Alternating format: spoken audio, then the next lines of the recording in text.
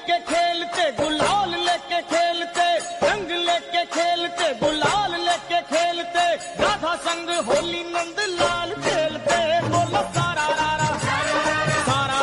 मदन गोपाल खेलते बोलो सारा रारा मदन गोपाल खेलते बोलो सारा रारा जय हो होली आई होली आई होली आई मस्ती बोलो सारा रारा मदन गोपाल खेलते बोलो सारा रारा जय हो होली आई होली आई होली आई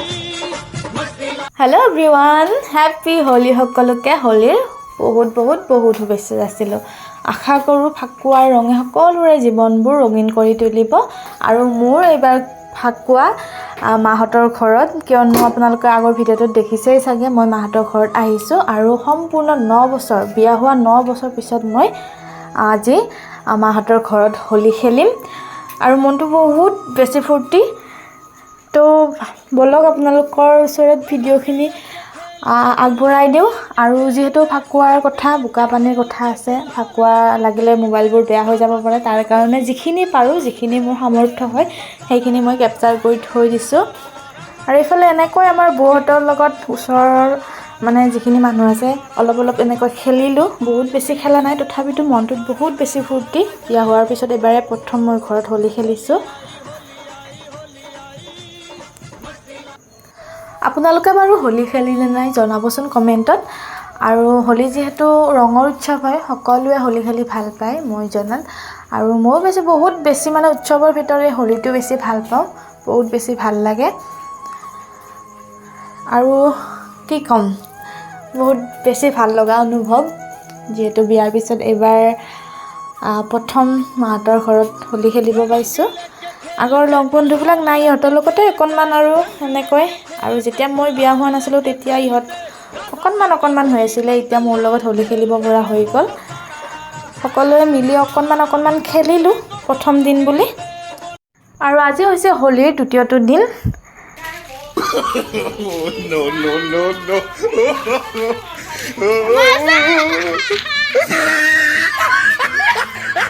আৰু এইফালে দেখিছে আমাৰ এজনী ভতিজা হয়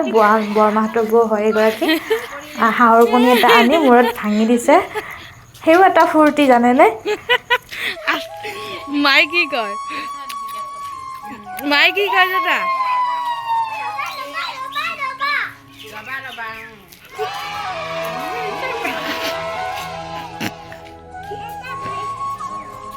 মাৰা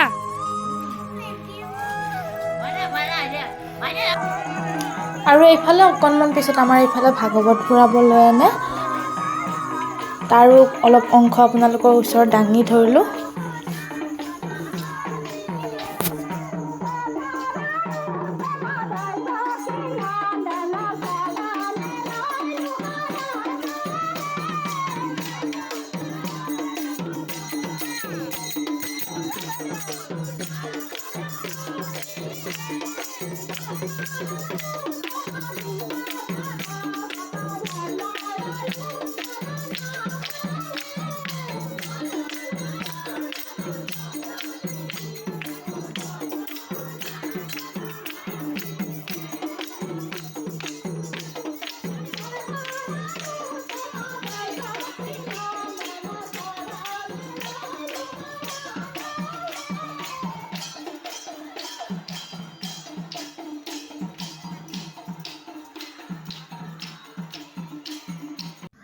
এইফালে ইহঁতক দেখি এনেকৈ হোলি খেলিব অহা দেখি নিজৰ কথা মনত পৰি গৈছে আমিও সৰুতে এনেকৈ ঘৰে গৈছিলোঁ ইমান হেঁপাহ আছিলে চাউল পইচা যি পাওঁ তাৰে খানা খাওঁ আমি গোটেইবিলাকে লগ হৈ পিছদিনা হওক বা গধূলি হওক আৰু এইবাৰ ভাবিলোঁ আমি মানে মোৰ নিচিনা বিয়া হোৱা আৰু কেইটামান লগ আহিছে সিহঁতৰ লগত ওচৰৰ বৌহঁতৰ লগত লগ লাগি আমিও কেইঘৰমানৰ ঘৰত খেদিব যাম তাৰপিছত আমি এটা খানা খাম ধুনীয়াকৈ আৰু কথা মতে কাম আমিও খেদিব গ'লোঁ কিন্তু খেদিব যোৱাৰ পিছত এনেকুৱা অৱস্থা হৈ ঘৰলৈ উভতিলোঁ মোবাইলটো নিয়া নাছিলোঁ তাৰ কাৰণে বহুত দুখিত দেই ভিডিঅ' কৰিব নাপালোঁ আৰু ঘৰত আহি এনেকৈ অকণমান কৰিলোঁ আজি সেকেন্ড হোলিৰ দিনাখনো আজি আমাৰ এনেকৈ গ'ল এবাৰৰ হোলি মাহঁতৰ ঘৰতে গ'ল মোৰ হোলি আপোনালোকৰ হোলী বাৰু কেনেকুৱা গ'ল জনাবলৈ নাপাহৰিব। ঘৰলৈ আহি থকাৰ অৱস্থাতে আমাৰ কাষৰ দাদাকেইটাই ধৰি কেনে অকণমান এনেকৈ সকলোকে বোকা ছটিয়ালে। তাৰপিছত আহিলোঁ একেবাৰে আমাৰ মৰমৰ ঘৰৰ ওচৰতে থকা কলং নদীখনলৈ। আমি ইয়াতে সৰুৰ পৰা গা ধুই ডাঙৰ হৈছোঁ আৰু আজি ভাবিলোঁ, আজি বুলি নহয়, আমি প্ৰত্যেকবাৰ ফাকুৱাতে নদীত আহোঁ। তাৰমানে ঘৰত গা ধুলে যিহেতু পানীৰ এতিয়া শুকাই গৈছে, দমকলবোৰৰ পানীবোৰ কমি গৈছে, তাৰ কাৰণে আমি সকলোৱে নদীত আহোঁ গা ধুবৰ কাৰণে। নদীত গাটো ধুলে চফা লাগে আৰু গোটেই বোকা পানীৰ ৰং যিমানখিনি যি লাগি থাকে সকলোখিনি আমি পানী আমদানিকৈ ধুব পাৰোঁ। আৰু সম্পূৰ্ণ 9 বছৰ পিছত গা ধুইছোঁ দেই। বহুত বেছি ভাল লগা অনুভৱ, আপোনালোকক কৈ বুজাব নোৱাৰিম। আৰু শেষত আপোনালোকলৈ কেইখনমান ভাল লগা ফটো আগবঢ়ালোঁ। আজি ভিডিঅ'টো আছিল ইমানেই। আমাৰ হোলী ইয়াতেই শেষ এই বছৰৰ কাৰণে। আজিলৈ আহিছোঁ। ভিডিঅ'টো চাই ভাল লাগিলে like, comment, share and subscribe কৰিবলৈ নাপাহৰিব। আজিলৈ আহিছোঁ তেন্তে, বাই বাই।